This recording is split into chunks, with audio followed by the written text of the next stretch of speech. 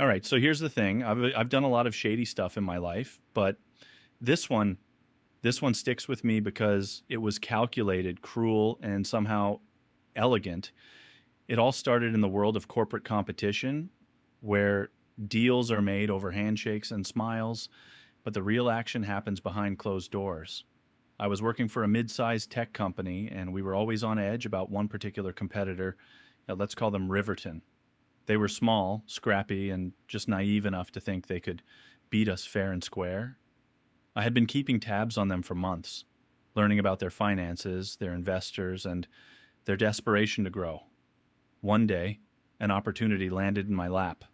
They reached out, pitching a joint venture that would, in theory, benefit both companies. On the surface, it was a win-win. In reality, it was a trap waiting to be sprung, and I was holding the spring. I won't lie. I felt a surge of excitement when I realized just how easy this was going to be. They were desperate, they trusted me, and I knew exactly how to turn that trust into their downfall. Once I realized what Riverton was offering, I didn't rush it. That's the mistake amateurs make. They see blood in the water and start splashing around. I played it slow. I told them I was interested but cautious, asked for time to review projections, looped in my legal team, which was really just me and one lawyer I trusted to keep his mouth shut. The more hesitant I sounded, the more they leaned in. Behind the scenes, I started mapping out exactly how this would end for them. I dug into their financials, what little they'd shared publicly, plus what I could infer from investor chatter and a couple of loose-lipped industry contacts. They were over-leveraged, running on fumes, and counting on this deal to stabilize everything. That was the key. If I could make them commit fully, they'd have no runway left when it collapsed. The paperwork was where the real art came in. The terms were technically legal, buried under layers of corporate language and industry standard. Clauses, termination penalties, asymmetric obligations, deadlines that only hurt one side if missed. Nothing that screamed scam, just enough to guarantee that if things went south, they'd be the ones drowning. I rehearsed every call. I practiced sounding enthusiastic, but reasonable, confident, but not predatory. I even convinced myself, for brief moments, that this was just business, that if they were smart enough, they'd catch the red flags. Deep down, though, I knew they wouldn't. People don't read the fine print when they're desperate. They read hope. By the time we scheduled the final meeting, everything was in place.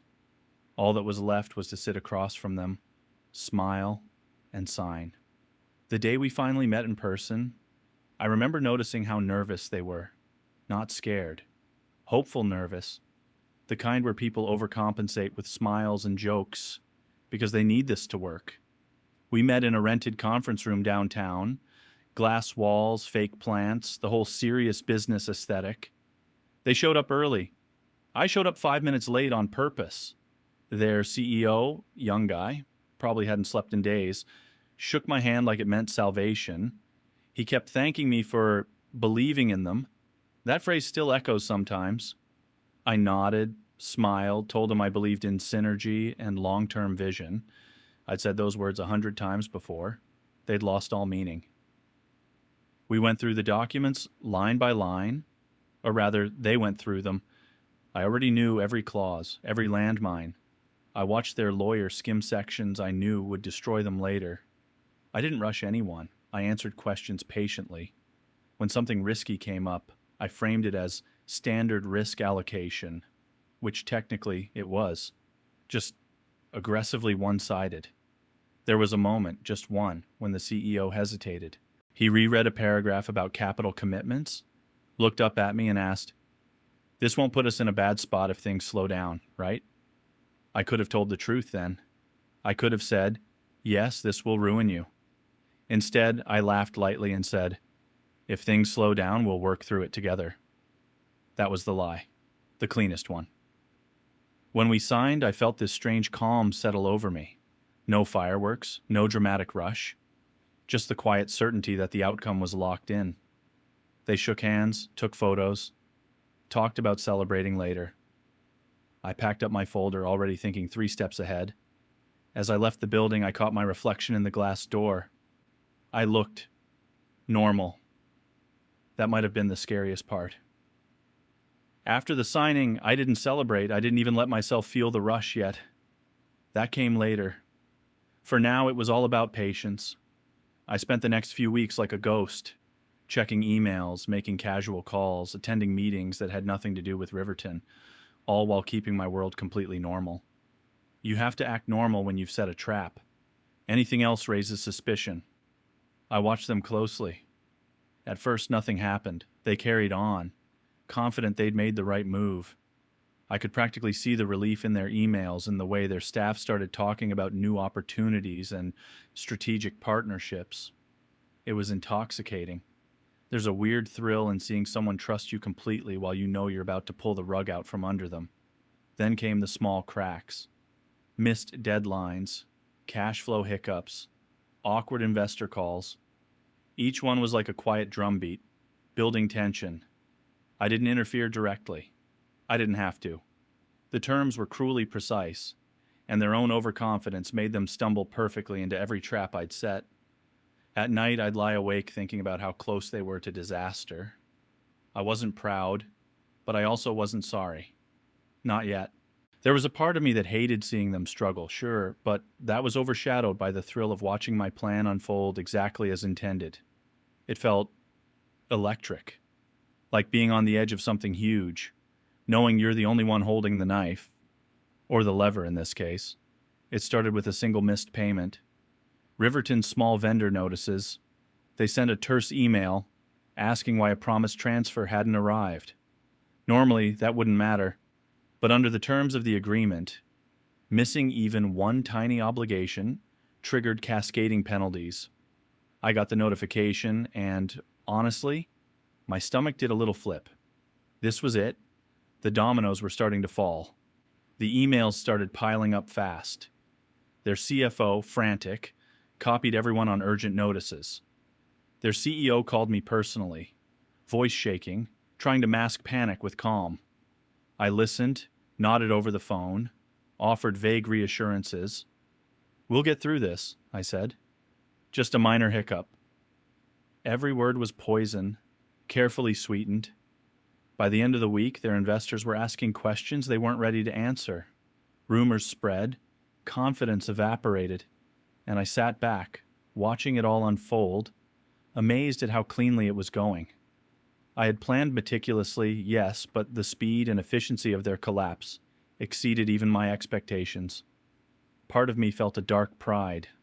Another part, a flicker of guilt. Not that I admitted it to anyone, not even myself.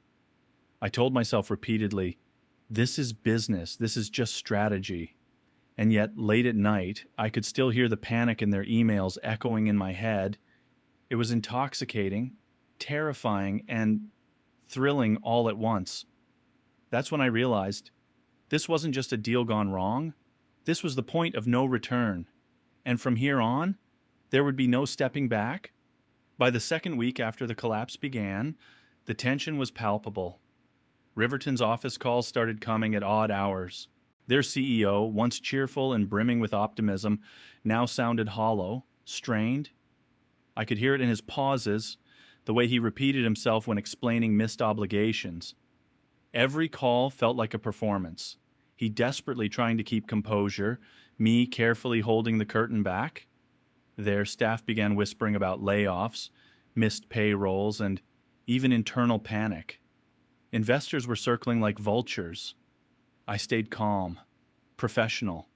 I offered help when appropriate, but only in ways that prolonged their exposure, keeping them dependent on me.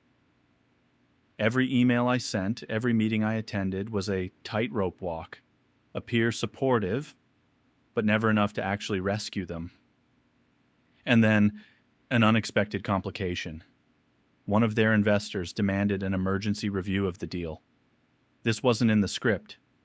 I had counted on Riverton's naivety, not on scrutiny from outsiders who could actually understand what was happening. My pulse quickened. I had to think fast. I spent hours revising talking points, anticipating questions and subtly redirecting blame to market conditions and miscommunications. When the investor called me personally, I projected calm, almost too calm. I even laughed at one point, a calculated laugh to diffuse tension. It worked. The investor paused, confused, then accepted the story. Afterward, I collapsed into my chair at home, feeling the familiar cocktail of adrenaline and dread. The thrill was still there, but now it was tinged with fear. I realized, perhaps for the first time, that this wasn't just about them. It was about me, too. About 3 weeks in, things started to get dangerously close to unraveling. One of Riverton's mid-level managers stumbled upon a clause in the contract, something I thought was buried deep enough that no one would notice. He called their legal team, asked questions I hadn't prepared for. For the first time, I felt that cold spike of panic in my chest. I had to improvise. I dug up precedent cases, obscure interpretations of contract law, and even fabricated an internal memo from my own company to justify the terms. Every email I sent was a calculated lie, every word measured to avoid suspicion. I was walking a tightrope, and one misstep could blow the whole thing. Meanwhile, the CEO called me in tears one night. He thought he'd been betrayed by an investor who suddenly wanted to back out. I listened quietly, offered soothing words, even let him vent his frustration, all while knowing that the chaos was my doing. The guilt was there in small, nagging bursts, but it was buried under the thrill of control. Then came a surreal moment.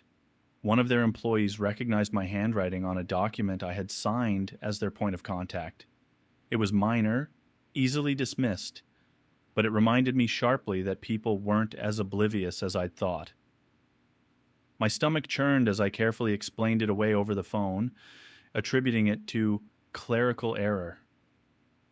By the end of that week, I realized just how delicate the whole operation was. One misstep, one person asking the wrong question, and the entire illusion could crumble. And yet, I couldn't stop. I was addicted to the power, the manipulation, the adrenaline of it all. By the fourth week, the collapse was no longer subtle. It was screaming. Riverton's investors were pulling back, vendors were demanding payment, and employees were quietly panicking. The cracks I'd watched form slowly were now gaping chasms. Every email I received from them was tense, urgent, sometimes pleading. One morning, their CEO sent a message that nearly made me choke. It was desperate, raw. "William, I don't know what to do. We trusted you. Please help us." I stared at it for a long time, my fingers hovering over the keyboard. Part of me wanted to reply honestly, to say nothing could save them. But I typed the usual platitudes, the same lines I'd used all along. "We'll navigate this together. Stay calm." It was a lie, of course, and I knew it. By now, whispers of their financial distress had leaked into the industry. Colleagues I barely knew called me with awkward questions, hinting at rumors without saying much. Everyone was watching, but no one could touch me yet.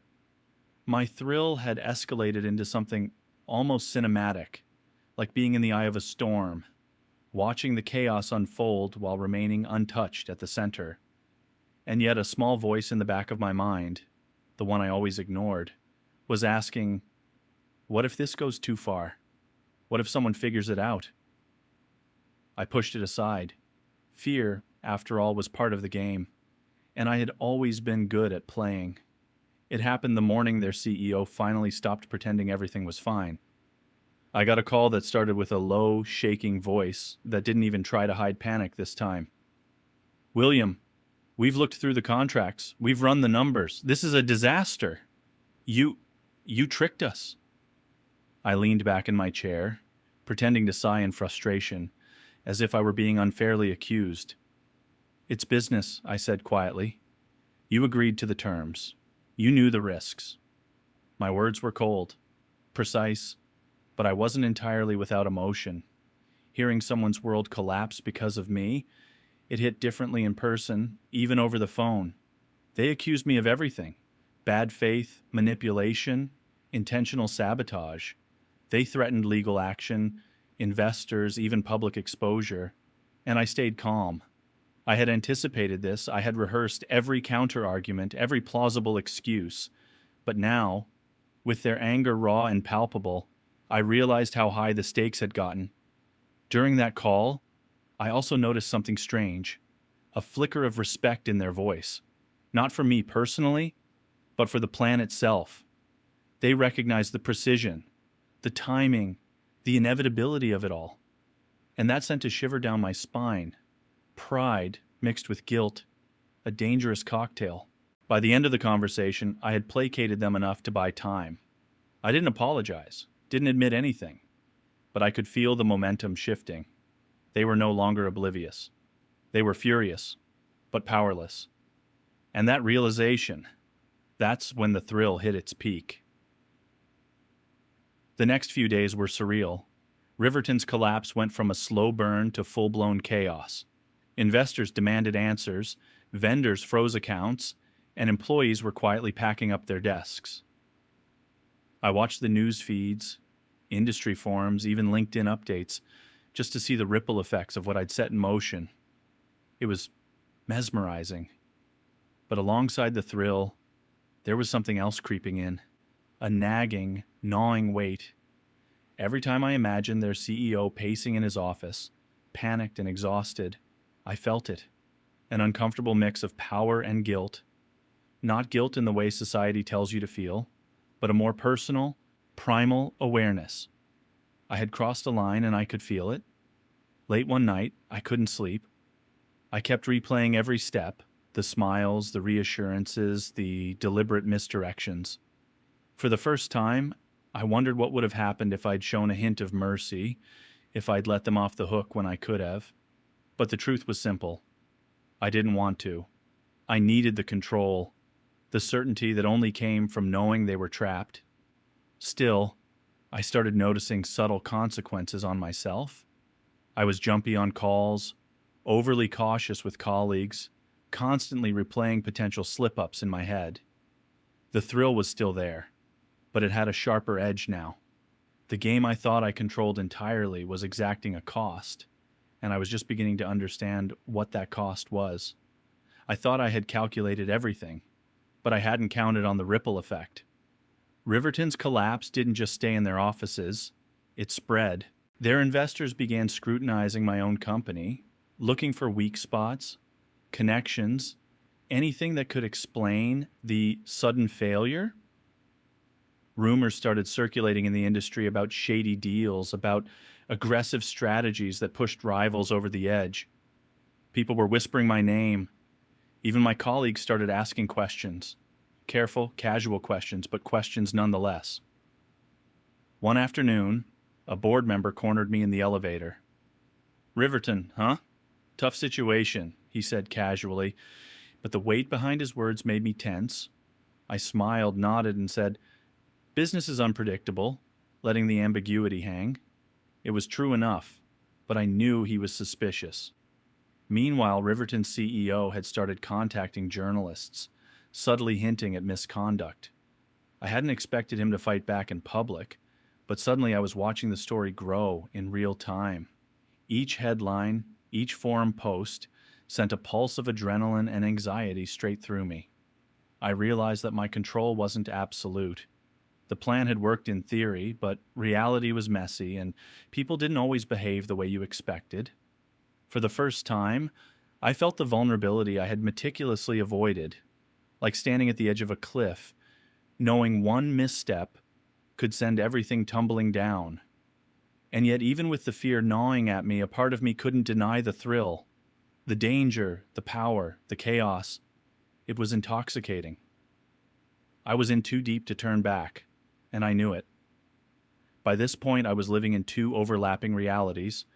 On one side, there was the exhilaration, the sheer, unfiltered thrill of watching my plan succeed. Every missed payment, every panicked email, every investor call that went wrong for them was like a pulse of electricity. I felt untouchable, brilliant, almost godlike. I had orchestrated a symphony of chaos, and it played perfectly. But beneath that high, a quieter, darker emotion was creeping in. Guilt, or at least the shadow of it. It didn't come in waves. but in little moments. When I passed a coffee shop where their employees used to lunch, when I remembered their CEO's hopeful smile during the initial meeting, when I imagined them staring at their empty accounts. It wasn't enough to stop me, but it was enough to make sleep restless. I started noticing how the thrill itself was addictive. Every success, every sign of their unraveling, made me crave the next one. It was a dangerous feedback loop. The fear, the adrenaline, the power. It all blurred together. I told myself repeatedly that this was business, strategy, survival, but deep down, I knew part of me was enjoying the suffering I'd created. I'd reached a strange equilibrium. High on control, low on conscience. It was intoxicating, but fragile. And I knew the longer it went on, the harder it would be to escape the emotional cost. I knew the collapse was turning heads, but I didn't expect a close call so soon. One afternoon, a journalist reached out, claiming they were investigating unusual activity in the industry. The way they phrased it, the questions were almost innocuous, but my instincts screamed danger. They didn't know everything yet, but if they dug too deep, Riverton's story could point directly at me. I spent hours crafting my responses, careful not to admit anything, careful not to lie outright in ways that could be proven later. Every word was a knife's edge. When I finally hit send, my hands were shaking. I had faced risky situations before, but this felt different. Too public, too real. Later that day, an unexpected knock on my office door made my chest tighten. It was a former Riverton employee, one of the few who had remained loyal and trusted me during casual calls. They had questions about the deal, asking for clarification, for advice. I could see the unease in their eyes, the suspicion they'd begun to sense. One wrong move, one slip, and my carefully constructed web could unravel.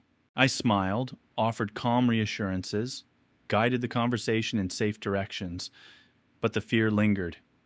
For the first time, I realized the thrill of control had a dangerous companion: exposure. The higher you climb, the further you fall if the world notices your missteps. By nightfall, I was drained, pacing my apartment, heart racing. I had gotten away this time, but just barely. By now, Riverton was effectively finished. Their office was silent, their board scrambling, and the few employees left were ghosting calls or quietly moving on. On paper, I had won. I had executed every detail flawlessly, and no one could touch me. And yet, sitting alone in my apartment that night, the victory felt strangely hollow. The thrill was still there, like a low hum under my skin, but it was accompanied by something heavier, a slow-burning awareness of what I'd done. I had destroyed lives, careers, and dreams. And for what? My ego, my sense of power. I thought about their CEO pacing his office, the desperation in his voice during our calls. I thought about the employees who trusted their leadership, trusting me by extension. And I realized that the thrill of control came with a cost, an uneasy self-consciousness that never fully left me. Even in victory, I wasn't untouchable. I had crossed a line, and I could feel it like a faint scar under my skin. But there was also a lesson buried in the mess. Planning and patience are everything. Fear, adrenaline, and instinct matter, but the real power comes from precision and foresight. I had learned that in a way few people ever do, and I would never forget it. I sat there staring at the city lights and understood something about myself. I was capable of brilliance and cruelty. Sometimes those two traits can coexist perfectly. Here's the truth. I got away with it. Legally, nothing could touch me. Morally, that's another story. I've carried the aftermath in ways I didn't expect. Not just sleepless nights, but this constant, low-grade tension, this awareness of what I'm capable of. I've realized that power and control are intoxicating, but they come with a price. If there's one thing I've learned, it's this: never underestimate the human cost of your actions. Riverton's collapse wasn't just numbers on a balance sheet. It was stress, fear, humiliation, and shattered trust. And while I thrived on the thrill, I also had to face the guilt creeping in, the sleepless nights, the paranoia that someone might one day uncover the truth. For anyone who thinks about following a path like mine, don't. The thrill is real. Yes, the control, the strategy, the rush of executing a perfect plan, it's intoxicating. But the cost is real too. You may not face legal consequences, but you will face your own conscience. And trust me, it never lets you forget. I'll never regret the skill it took to pull it off, the precision, the patience. But I also won't pretend it didn't leave marks on me. The smartest advice I can give? Power without conscience is dangerous. Thrill without reflection is hollow. And always remember, everyone is watching, even when you think they're not. That's the story. That's the truth. And now, for better or worse, it's mine to live with.